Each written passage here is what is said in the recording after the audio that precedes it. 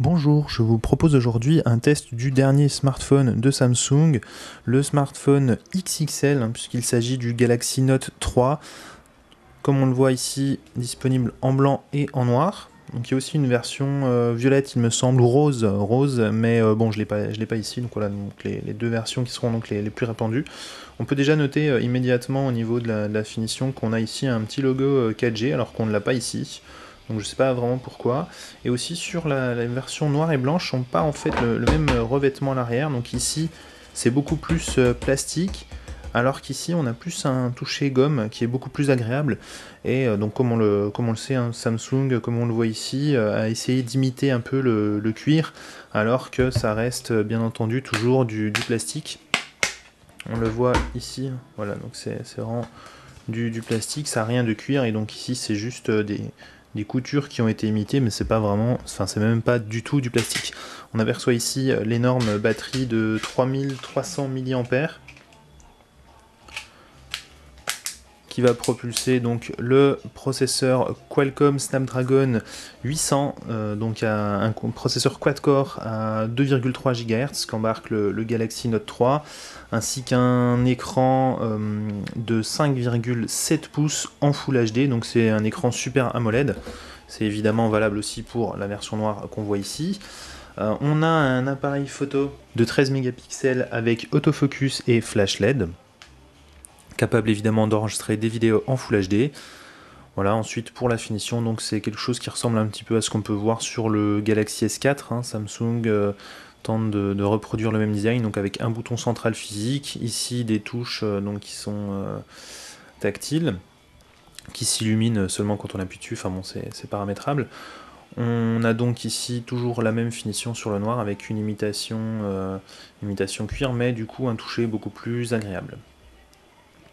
Au niveau des boutons, donc on retrouve le bouton Power ici. Sur la tranche supérieure, on a donc le port jack audio jack 3.5 classique. Ici, les touches de réglage du volume. Et en dessous, petite surprise, donc c'est pas un port micro USB classique, mais c'est un port micro USB 3. Donc c'est-à-dire qu'un câble micro USB rentre, il suffit de le placer dans la partie droite ici, donc de ce côté-là.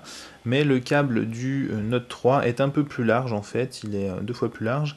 Et pour profiter donc des débits améliorés de l'USB 3, il vous faudra donc le câble spécifique pour le Galaxy Note 3. Mais vous pourrez le charger votre Note 3 avec n'importe quel câble micro USB. Par contre, donc le câble du Note 3 ne permettra pas de charger un autre smartphone classique. Voilà, bon, c'est une transition en douceur vers une nouvelle norme qui est donc compatible dans un sens mais pas dans l'autre. Bref, l'important c'est que vous puissiez charger votre Note 3 avec n'importe quel câble micro USB, et ça c'est tout à fait le cas. Voilà, donc on va démarrer, donc je vais prendre la version blanche, voilà, pour vous faire la démo. Donc le smartphone, comme je l'ai dit, tourne avec un Snapdragon 800, donc c'est le processeur le plus puissant du marché. Il est utilisé par pas mal d'autres smartphones, mais le Note 3 est le seul à embarquer 3 Go de RAM. La plupart des autres smartphones utilisent 2 Go. Alors pourquoi 3 Go? Parce que Samsung rajoute énormément de choses, de logiciels et de fonctions à sa surcouche, enfin à Android 4.3. Donc on a la dernière version de TouchWiz qui est toujours plus gourmande, qui consomme énormément de RAM, et donc du coup c'est pour ça que le constructeur est obligé d'utiliser 3 Go de RAM alors que la plupart des autres constructeurs n'utilisent que 2 Go. Voilà, donc on va découvrir tout de suite un petit peu cette surcouche. Donc ici, bon, j'ai un petit peu personnalisé, ça c'est un widget qui est déjà présent de base. Voilà, j'ai rajouté quelques raccourcis, mais rien de particulier.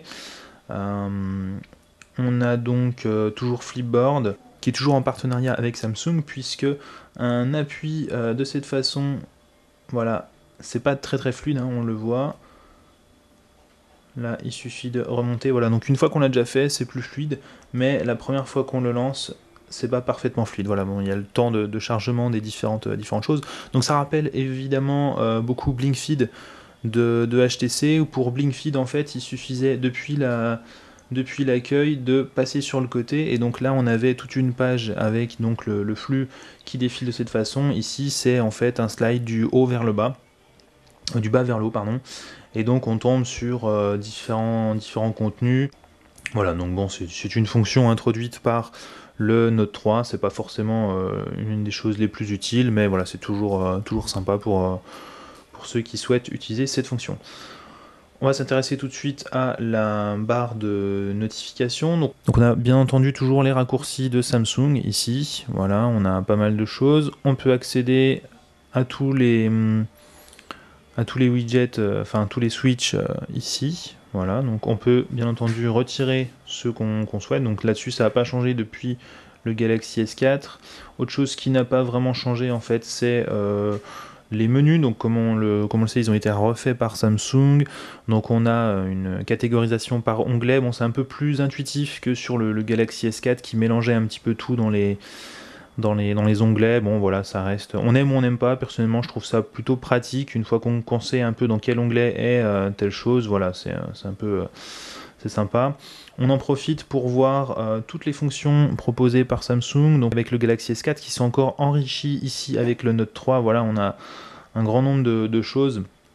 On peut faire défiler des pages, etc. juste avec les yeux. Voilà, bon, c'est toutes des choses sur lesquelles je ne vais pas vraiment m'attarder, puisque ça fonctionne pas super bien en fait. Voilà, c'est vraiment pas. C'était déjà pas très convaincant sur le Galaxy S4, et là c'est pas forcément mieux sur le Note. Voilà. On va en profiter aussi pour lancer un petit benchmark, puisque comme je l'ai dit tout à l'heure, le Note 3 est tout simplement le smartphone le plus puissant sur le marché actuellement. On voit ici d'ailleurs que 3D Mark propose directement de passer au test le plus performant, puisque sur les deux autres il nous dit que le test est trop light pour le device en question. Voilà, et donc pendant que le benchmark tourne, voilà, on profite aussi des couleurs de l'écran, donc qui est du Super AMOLED, je le rappelle, donc très lumineux en extérieur. Donc c'est un écran Full HD Super AMOLED de 5,7 pouces, donc très lumineux, avec des couleurs pas vraiment réalistes. Parfois on prend des photos en extérieur et on regarde le résultat et on se dit ouais, mais c'est encore plus beau qu'en extérieur. En fait c'est juste, enfin encore plus beau qu'en vrai. Finalement c'est pas lié à l'appareil photo, mais c'est vraiment l'écran qui fait ça. C'est vraiment le rendu des couleurs, tout est surcontrasté, un peu comme si on utilisait du HDR finalement intégré à l'écran. Tout est très très contrasté, assez saturé aussi au niveau des couleurs. Du coup c'est pas vraiment réaliste. Après bon, certains aimeront, d'autres aiment moins, mais sachez que dans tous les cas on peut désactiver, enfin on peut contrôler un peu ce mode en activant au niveau des paramètres d'affichage le mode vidéo.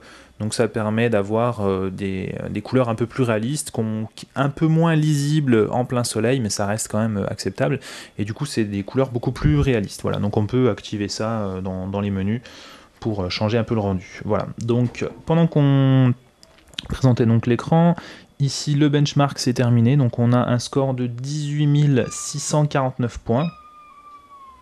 Et si on regarde dans l'onglet Device Channel, on se rend compte donc que notre smartphone avec ses 17 800 points fait mieux que n'importe quel autre smartphone, puisque le plus proche c'est le Galaxy S4 octa-core, présent uniquement sur le marché américain. Ensuite on a les Sony Xperia Z1 et Z Ultra, et ensuite ça descend pas mal pour arriver jusqu'au Acer Liquid S2, le Nexus 5, la console Nvidia Shield qui avec son Tegra 4 fait pas si bien que ça finalement, puisqu'on est déjà à seulement 15 000. Et donc voilà, le Note 3 est clairement le smartphone le plus puissant du moment.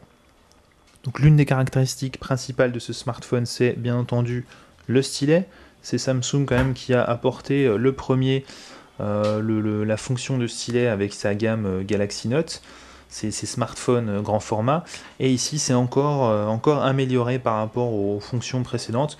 On a différentes choses. Donc déjà on voit que quand on approche le stylet de l'écran, on a un petit pointeur qui permet de nous situer où on est. Voilà, donc là je ne touche pas l'écran et je peux présélectionner des choses et du coup voir à quoi ça correspond. Album, capture, S-Finder, appli flottante, etc. Donc si je prends par exemple appli flottante, je clique dessus. Là il me suffit de faire un dessin à la main levée sur l'écran, et je peux automatiquement choisir ce que je vais mettre dans cette fenêtre. Voilà. Donc ça va automatiquement me créer un navigateur avec donc la page web que j'avais précédemment chargée. Voilà, et donc là je peux tout à fait surfer sans problème. Alors par contre, petit souci, c'est que le navigateur web est censé basculer, mais sur la home ça ne bascule pas. Donc il faut passer sur une autre application. Par exemple là, si j'ouvre Maps, je garde donc ma fenêtre flottante par-dessus toutes les autres fenêtres. Et là du coup ça va basculer. Bon voilà, donc du coup c'est un peu dommage que ça ne puisse pas basculer sur l'accueil, puisque quand on a un écran de cette taille, c'est quasiment une tablette. Et finalement on pourrait donc basculer en paysage, même sur l'accueil, mais du coup c'est pas possible. Alors, autre fonction plutôt sympa, spécifique aussi à la gamme Note, c'est la possibilité de partager l'écran de cette façon. Par exemple, là, je vais mettre, on va dire, Maps, voilà, ici. Et je vais choisir voilà, d'avoir le navigateur sur une autre partie de l'écran. Là, je peux bien entendu basculer de cette façon et naviguer dans chaque fenêtre de manière totalement indépendante les unes des autres. Voilà, donc là je peux tout à fait dézoomer, faire différents traitements. Si je me rends compte qu'au bout d'un moment j'ai moins besoin de maps, voilà, je peux réduire, surfer, lire mon article, me rendre compte qu'en fait, voilà, je peux copier-coller évidemment du texte de chaque côté. Je peux vraiment traiter deux tâches à la fois sans problème. Et bien entendu, là encore, les 3 Go de RAM du smartphone sont tout à fait justifiés. Voilà, donc là c'est aussi l'une des forces du Galaxy Note 3, c'est finalement d'être assez performant pour faire deux choses à la fois et ne poser vraiment aucun problème, voilà, de fluidité. Vous pouvez retourner sur l'accueil sans problème. Vous pouvez recharger chacune des applications, voilà, de cette façon, hein. C'est vraiment bien fait à ce niveau-là. D'autres constructeurs ont essayé de copier, mais on s'est rendu compte que c'était pas finalement si simple que ça. Alors en revanche, ça fonctionne bien avec les applications d'origine Samsung. On voit qu'elles sont assez mises en avant ici. On va pas faire le tour de toutes les applications Samsung d'ailleurs, parce qu'il y en a vraiment beaucoup. Mais ça marche quand même un peu moins bien sur, si on le fait par exemple sur Hangout ou sur Chrome ou même sur Gmail, on se rend compte que les applications qui sont redimensionnées, si vous les gardez sur un coin de l'écran, par exemple vous mettez Gmail comme ça, on se rend compte que ça va être tout compressé et que le texte finalement est assez mal géré, il va être tout écrasé et du coup c'est vraiment pas optimum. Donc si vous respectez pas le ratio des fenêtres, hein, qui a un certain ratio d'origine, si vous le respectez vraiment pas du tout, du coup ça rend pas vraiment très bien au niveau de l'affichage. Voilà, que dire au niveau de ce smartphone? Donc on a plein de fonctions évidemment de dessin ou des applications d'origine préinstallées par Samsung comme Chaton, S-Note. Voilà, on a tout ce dossier-là. Voilà, donc on a TripAdvisor qui est en partenariat avec Samsung et qui est préinstallé, tout comme Evernote, Flipboard ou d'autres applications. On a bien entendu accès à toutes les applications Google, c'est évident.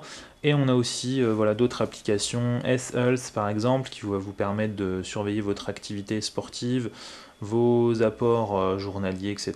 Voilà, on a tout un tas de choses là-dessus. Voilà, on a pas mal de fonctions. Autre application Samsung, donc c'est des choses qu'on retrouvait déjà sur le Galaxy S4, donc je ne vais pas revenir dessus, comme par exemple S-Voice, S-Translator, Watchon, Group Play, voilà, c'est toutes des choses qu'on a découvert sur le Galaxy S4, donc je ne vais pas revenir dessus encore une fois. Mais voilà, sachez que tout ça est intégré au Note 3. Donc c'est un très bon smartphone qui fonctionne vraiment bien, qui est vraiment rapide, mais tous les propriétaires de Nexus risquent d'être un petit peu allergiques ou en tout cas surpris par toutes les applications préinstallées par Samsung, parce qu'on n'a pas moins de 30 applications préinstallées par Samsung dès le démarrage du smartphone qu'on peut rarement supprimer. D'ailleurs on peut les désactiver dans le gestionnaire d'applications, mais on ne peut pas vraiment les supprimer, donc du coup c'est quand même pas exceptionnel à ce niveau-là. Donc le smartphone reste performant, mais bon, c'est quand même plutôt lourd en fait d'avoir toutes ces fonctions, un double clic sur la home, un triple clic, un glissement sur l'écran d'accueil, etc. Chaque chose est rattachée à une fonction et du coup c'est vrai que ça devient un petit peu lourd d'utiliser ce Note 3, même si plusieurs applications et plusieurs fonctions restent quand même assez intéressantes.